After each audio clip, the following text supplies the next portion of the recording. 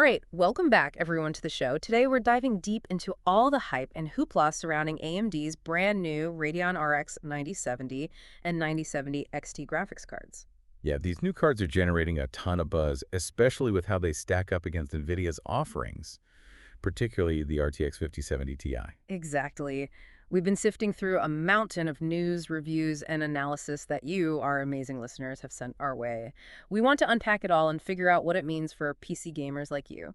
So our main goal today is to determine if AMD has actually managed to land a competitive blow this generation, what's going on with the supply situation, and ultimately whether these cards are worth your hard-earned cash. Right, because a good GPU on paper doesn't mean much if you can't buy it or if it doesn't deliver on its promises. Exactly. So let's start by breaking down AMD's launch strategy. They released two new cards, the Radeon RX 9070, priced at $550, and the beefier 9070 XT, coming in at $599. Okay, so right off the bat, we're looking at the high mid-range segment where gamers are looking for that balance of performance and price. Right. And both cards are aiming to deliver smooth gaming at high resolutions, ideally with solid ray tracing performance and AMD's latest FSR4 upscaling technology, which they've been making a big deal about. Now, what I found interesting was that even some of the traditionally NVIDIA-leaning tech publications were pretty positive about the 9070 XT in their initial reviews. Yeah, one review even went so far as to call it the least crap GPU of 2025, which, might not sound like high praise, but in their context, it was. Haha. Yeah, I guess it's all relative, right? They also highlighted it as a clear winner in performance and value, which is a pretty bold statement to make right out of the gate. The regular 9-70, however, seemed to generate less excitement, with many reviewers placing it in a similar performance category as the RTX 5070, at least on paper. It's interesting how the initial reception can sometimes differ even between cards from the same product family. Absolutely. One thing that stood out to me was the sheer enthusiasm from some of the reviewers. One review even mentioned that some reviewers were actually smiling, which they claimed is a rare sight in the often critical world of tech reviews. Uh-huh. I guess AMD must have really impressed them with these new cards. Maybe they slipped them some extra cash, you never know. Who knows? But even with those positive initial impressions, we all know that launch day hype doesn't always translate to a smooth experience for consumers. And as is often the case with big GPU launches, availability quickly became a hot topic. Oh yeah, the all-too-familiar story of high demand and limited stock reared its ugly head once again. This seemed particularly bad in Europe, where we saw reports of online retailers selling out within minutes, and those dreaded price markups over MSRP started popping up almost immediately. Yeah, it's frustrating to see those inflated prices right at launch. It makes you wonder if those MSRPs are even realistic in the first place. Right, like are they just setting us up for disappointment? Well, some retailers have hinted that once that initial wave of stock is gone, we might see prices creep up even further. So it's a waiting game to see if those MSRPs will hold or if they were just a temporary illusion. Exactly. It seems like Micro Center in the U.S. might have prioritized getting cards onto physical shelves, leading to those long lines we've seen with Nvidia launches in the past. Ah, those good old-fashioned launch day queues with people camping out overnight to snag the latest and greatest hardware. You gotta admire their dedication. But what's interesting is that despite those initial shortages, early sales figures from at least one UK retailer actually indicated significantly higher availability for AMD compared to Nvidia's RTX 50 series launch. Oh, that's actually pretty good news for AMD. Maybe they're finally getting a better handle on their supply chain. It seems so.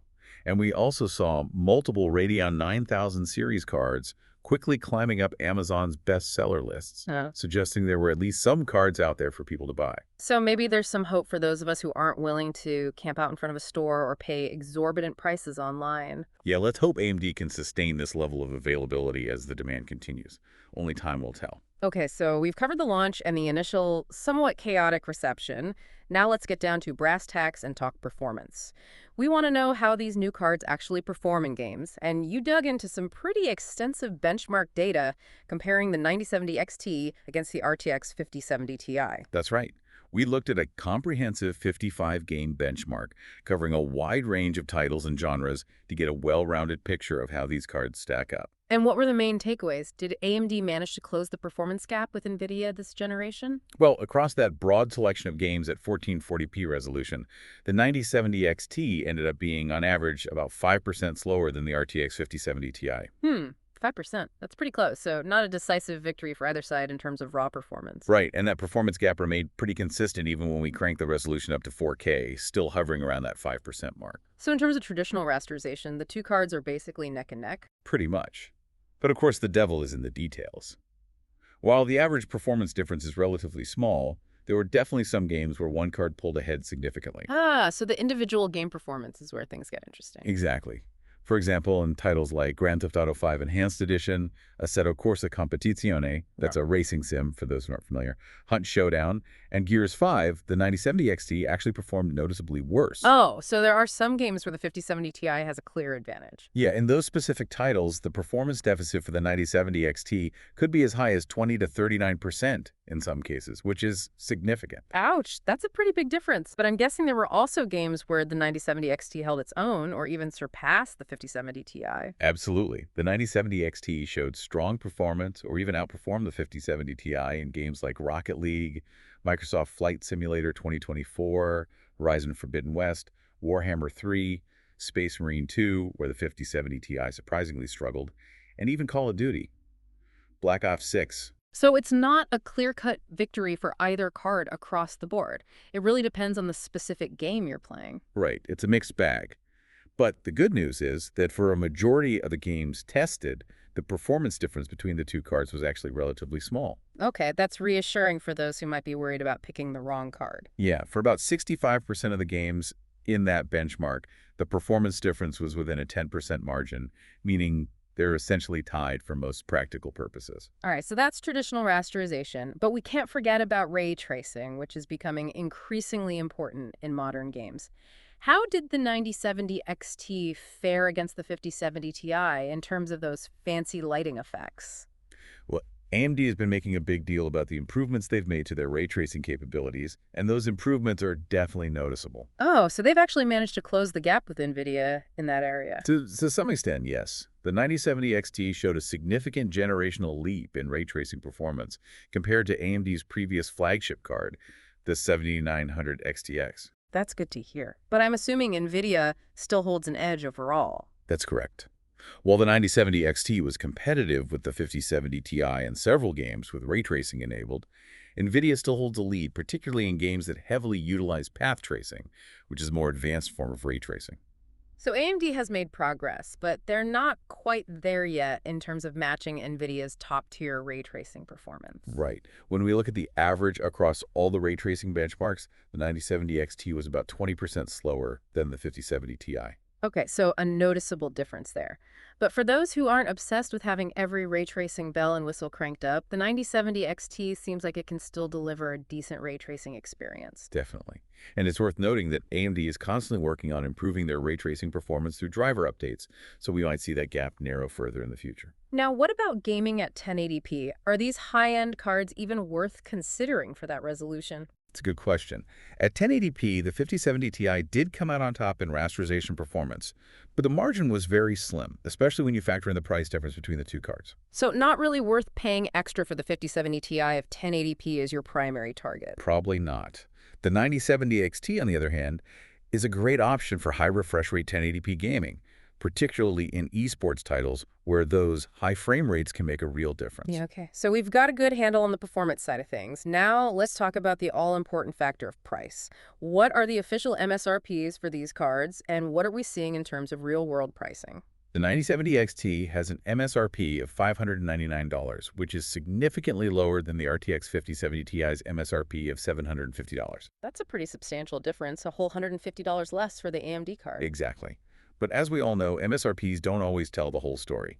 Real-world pricing can fluctuate quite a bit, especially around launch. So what are we actually seeing out there in the wild? At the time of these reviews, the 9070 XT was typically selling for around $750 in the US, while the 5070 Ti was going for around $900.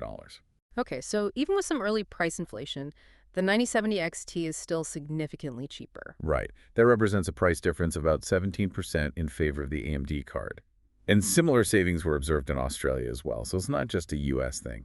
So when you consider both the performance and the price, how does the 9070 XT stack up in terms of value compared to the 5070 Ti?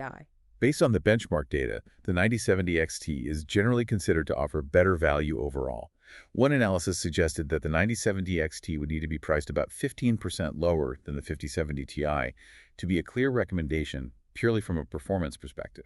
And it looks like it's actually exceeding that 15% threshold in terms of real-world pricing. Exactly. So for most gamers, the 9070 XT seems like a more sensible choice right now. Now, what about the non-XT version, the regular 9070, with its $550 MSRP? Does that offer a similar level of value?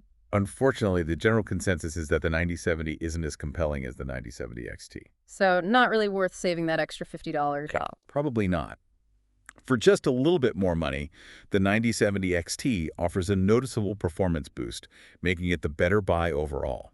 All right, so the 9070 XT is the sweet spot in AMD's lineup this time around. Now let's dive a bit deeper into the technology that powers these new cards. What's new and noteworthy with AMD's Radeon 9000 series architecture? Well, one of the key advancements is the use of TSMC's N4C manufacturing process. Okay, and what does that mean in practical terms for us gamers? It means AMD can pack more transistors onto a smaller chip, which translates to increased performance and potentially better energy efficiency. Ah, so more power in a smaller package. Always a good thing. Right. They've also made improvements to their compute unit architecture, which are the fundamental building blocks of the GPU, and they've enhanced matrix operations specifically for AI workloads. So they're thinking about the future of gaming and AI with these new cards. Definitely. They've even added dedicated AI accelerator units on the chip to further boost AI performance. And of course, they've continued to refine their ray tracing hardware, as we discussed earlier. Now, what about memory? Both of these cards come with 16 gigabytes of GDR6 VRAM. That's right. 16 GB of VRAM should be plenty for even the most demanding games at 4K resolution. So no worries about running out of memory anytime soon. Not with these cards. Interestingly, the RTX 5070, which is in a similar performance class, is rumored to have less VRAM, which could potentially lead to some bottlenecks at higher resolutions. So in some scenarios, the AMD cards might actually have an advantage due to their larger memory capacity. It's possible, especially in games that are very memory hungry. Now let's talk about AMD's Fidelity FX Super Resolution or FSR upscaling technology. What's the latest with FSR4 and how does it compare to Nvidia's DLSS? AMD has made some significant strides with FSR4. Reviews suggest that it now offers image quality that's competitive with NVIDIA's DLSS, often falling somewhere between DLSS 3 and their upcoming DLSS 4 in terms of visual fidelity. So FSR is finally catching up to DLSS in terms of image quality. It seems so. This is a big win for AMD, as it gives gamers a viable alternative to DLSS for boosting frame rates without sacrificing too much image quality. But what about game support? Has FSR managed to overcome its biggest hurdle, which was the relatively limited number of games that supported it compared to DLSS? Unfortunately, that's still an area where DLSS has a clear advantage. While the image quality of FSR4 is impressive, the number of games that have implemented it natively is still lagging behind DLSS. So while FSR4 is great when it's available, you might find yourself stuck with DLSS as your only upscaling option in many games. That's right. AMD still needs to work on getting more game developers to adopt FSR. Now, AMD also has its own driver-level frame generation feature called AFMF, or AMD Fluid Motion Frames. How does that compare to NVIDIA's frame generation technology? Right now, AFMF is generally considered to be less mature than NVIDIA's frame generation. It has some UI quirks and can sometimes introduce noticeable visual artifacts, making it less appealing overall. So not quite ready for prime time yet. Not really. It feels more like a work in progress compared to NVIDIA's more polished implementation. All right, let's shift gears and talk about AI, which is a huge focus in the tech world these days.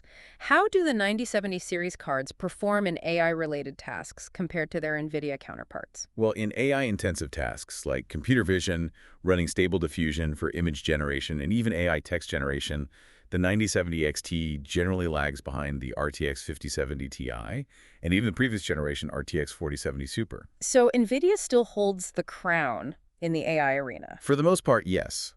But it's worth noting that the 9070 XT can still run many of the same AI models as the higher-end NVIDIA cards, thanks to its 16 GB of VRAM. So it's not completely out of the game when it comes to AI, especially if you need that extra VRAM. Exactly. It might be a good option for users who dabble in AI but don't need the absolute top-of-the-line performance. Now, what about content creation workloads like video editing and 3D rendering?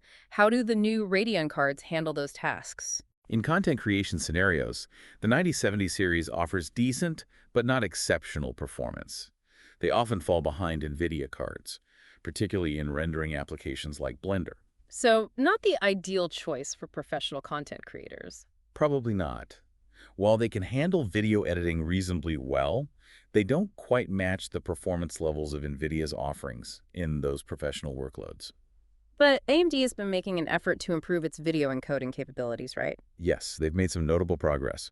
Their latest video encoder is getting close to the quality of NVIDIA's NVENC encoder, especially with the newer AV1 codec. So, closing the gap, but not quite there yet. Right, they still lag behind in terms of hardware encoding and decoding support for 4.2.2 color sampling, which might be important for some professional video editors.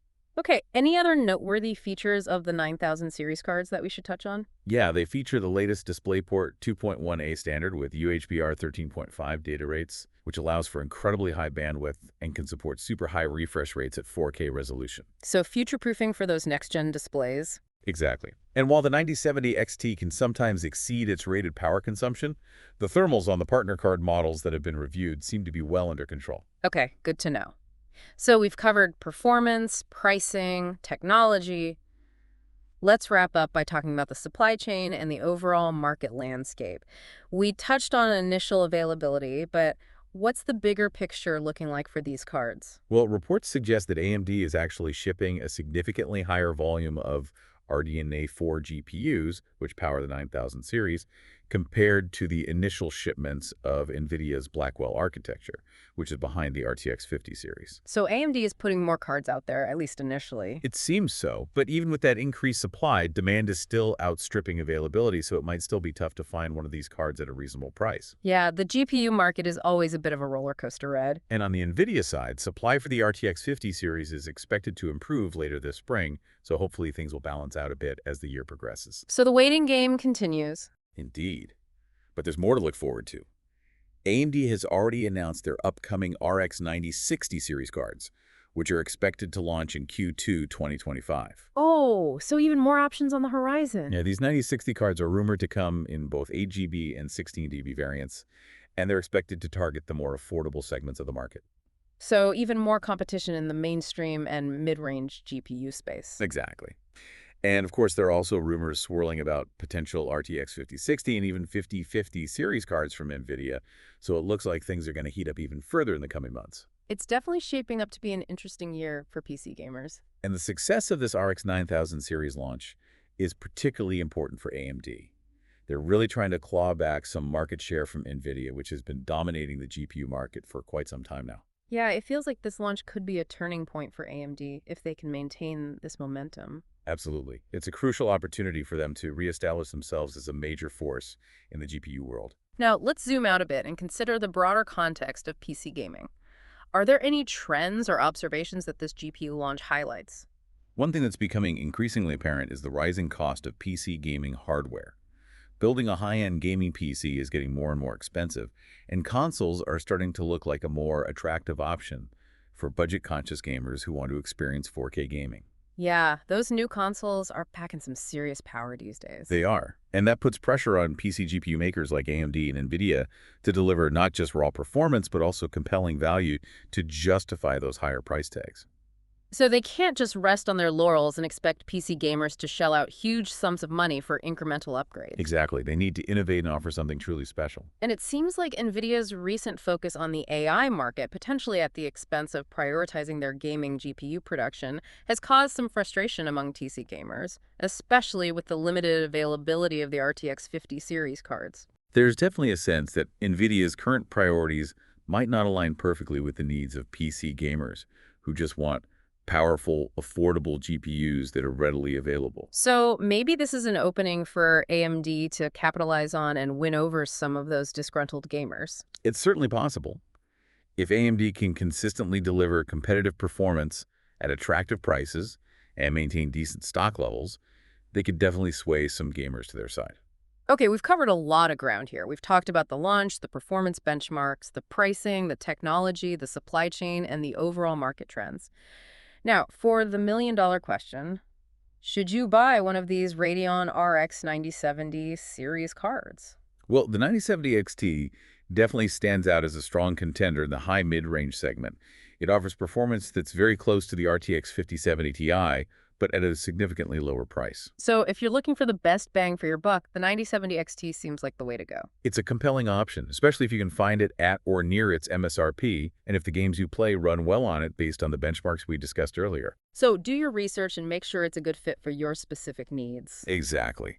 If you're all about ray tracing and you primarily play games where Nvidia holds a clear performance advantage, then the 5070 Ti might still be the better choice, assuming the price difference isn't a deal breaker. But for those targeting 4K gaming with plenty of VRAM headroom, the 9070 series is well equipped, and AMD's improved FSR4 upscaling technology can help boost those frame rates even further. Right. And it's important to stay aware of the potential for continued stock shortages and price fluctuations. As we saw with the initial launch, high demand can quickly lead to those annoying price markups. So be patient, shop around, and don't jump on the first deal you see. Wise words. And remember, the general consensus is that the non-XT 9070 is probably not the best value compared to the XT unless you find a truly exceptional deal on it. So stick with the XT if you can. Exactly. And keep an eye out for any upcoming driver updates from AMD. They often release performance optimizations for specific games after a new GPU launch, which could improve the 9070 XT's performance in some titles. And don't forget about the upcoming RX 9060 series cards, which could offer even more choices at different price points. It's an exciting time to be a PC gamer, with so many new options emerging. So stay informed and make the choice that's right for you. Okay, let's wrap this up with some key takeaways for our listeners. It seems like AMD has delivered a genuinely competitive product in the Radeon RX 9070 XT. They've shaken up the high-mid-range GPU market and put some real pressure on Nvidia. Yeah, it's a big win for AMD and for PC gamers in general. Yeah. More competition is always a good thing. While the 9070 XT doesn't beat the RTX 5070 Ti in every single benchmark, it offers a compelling blend of performance and value, especially for those who prioritize traditional rasterization and are interested in trying out FSR4. And the supply situation, while still a bit unpredictable, seems to be better for AMD than it was for Nvidia's initial RTX 50 series launch. But demand is still high, so finding one of these cards at a reasonable price might still require some patience and diligence. So, if you're in the market for a new high-mid-range GPU and you're looking for a good balance of performance and price, the Radeon RX 9070 XT is definitely worth considering. Especially if its real-world price remains significantly lower than the RTX 5070 Ti. But remember, always do your research and check those game-specific benchmarks to make sure it meets your performance expectations. Now, here's a thought-provoking question for you to ponder. With AMD finally offering some real competition in this segment, how will Nvidia respond in the coming months? Will they adjust their pricing? Will they double down on AI at the expense of gaming? It's a fascinating time to be a PC gamer, and your purchasing decisions will play a role in shaping the future of the GPU landscape. So choose wisely and enjoy the ride. Thanks for joining us for this deep dive. We'll catch you next time.